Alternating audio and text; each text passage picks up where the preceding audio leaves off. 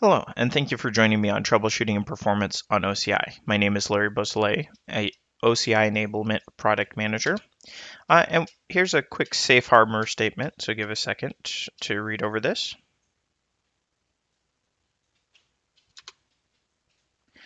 This module is going to cover identity and access management policy troubleshooting, subnet or VCN deletion, a little bit of block volume performance, and then we're going to talk about what happens if you're unable to SSH or connect to a web server. The first one we're going to talk about is policies. So if you have a policy attached at compartment level, a policy attached at a group level, or policies for dynamic groups, and you're getting errors such as access denied or something similar to that, this would be a step to actually, go through the groups, find where that policy is attached, maybe create a new policy, and do some testing, and kind of open it up to starts, and then you're going to limit it as you go. So there's two mindsets here. Your end result policy that you want to make is least privilege principle possible.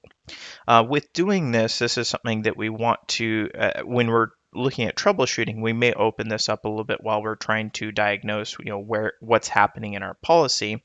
We have to consider the syntax. We have to consider the APIs associated with the call we're making. So if we're trying to access the instances, we're trying to access networking, do we have all of the policies permissions allowed to do so? This can be found by going to the OCI console. And as you kind of see here, just a quick snippet from the console of identity. We can select groups, policies, and compartments because policies can be in different compartment levels. And so that might cause some issues as we kind of go through this process. So making sure that those are tagged so you can sort through them is a good idea. The next one we want to briefly talk about is subnet or VCN deletion. So if we're trying to delete a subnet, when we go to delete it and it gives us an error saying, you're unable to delete this, there are still resources essentially. This is something that you'll have to go back through and make sure that your instance is deleted, or if maybe you have a load balancer that's still associated with a specific subnet, you need to delete that resource. And this is the same at the VCN level deletion. So there is a nice little interface. So when you click on the VCN deletion, that it'll go through all of the steps and it'll say, okay, subnets are deleted, all of these components are deleted. If it fails the first time, there may still be resources at the subnet level that are causing this problem. And it'll kind of give you some guidance at the bottom of where you need to find those. But really what it comes down to is if you have multiple subnets, go through and clean up any resources in those, and then go and clean up the VCN or the subnet. For block volume performance, this comes down to what your workload is. So you can actually do some testing on the specific block volume.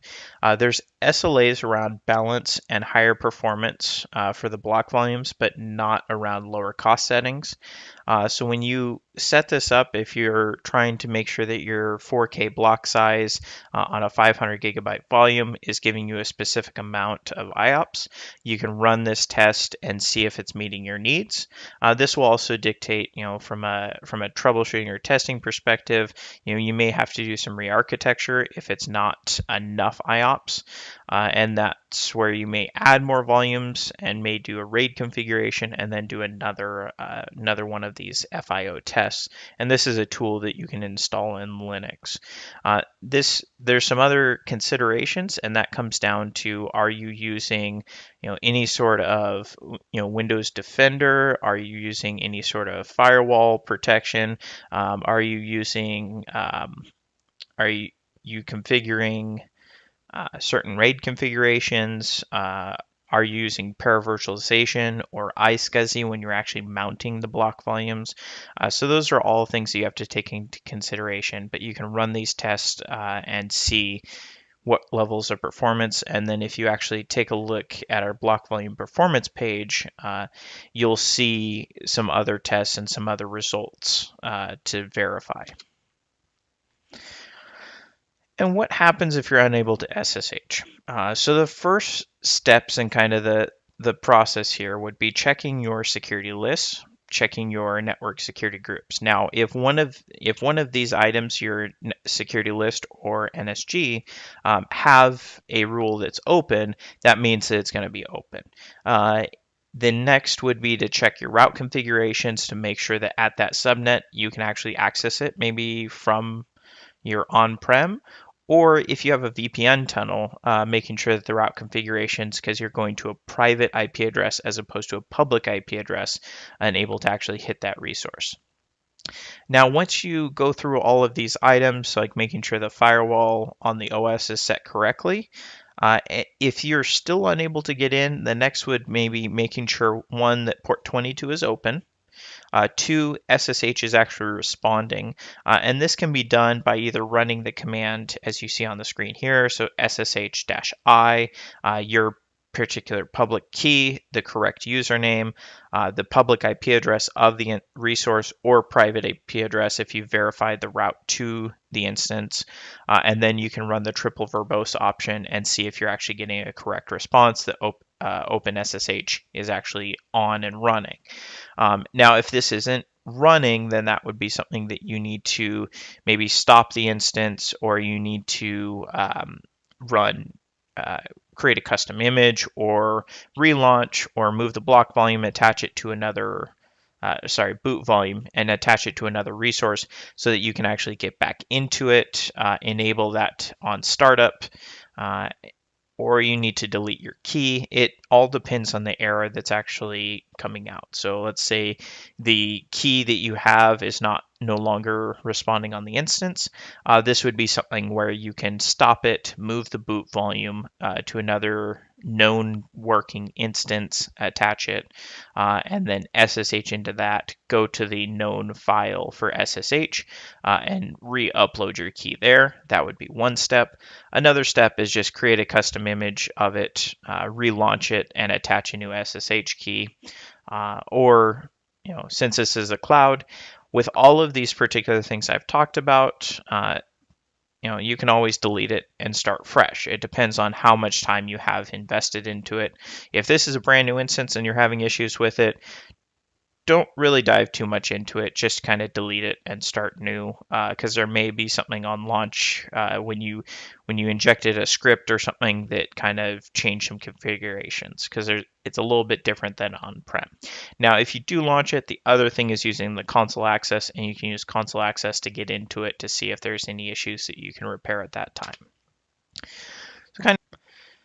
All right, so in summary, steps to troubleshoot issues on OCI, and this kind of indicates, start small and then expand. If it's, in a lot of cases, it's maybe just a misconfiguration on security list, maybe just need to adjust the route configurations, or if you're trying to delete a VCN or subnet, just making sure all the resources are cleaned up. If you're unable to connect to an instance or a web server, in a lot of cases, that's going to be route table configurations, security lists, making sure you check the OS firewall for Windows or Linux, and policies. If they're attached but unable to access a resource, making sure that the syntax is correct on that, allowing the dynamic group or allowing a specific user to access the item at the tenancy level or the compartment level. And then also checking if you have the correct performance on your block volume. And this is something that, choosing if you have a 4K block size, 8K block size, to get that best performance out of the block or boot volumes. Thank you for joining me on Troubleshooting and Performance on Oracle Cloud Infrastructure. Please take a second to try out Oracle Cloud. Thank you.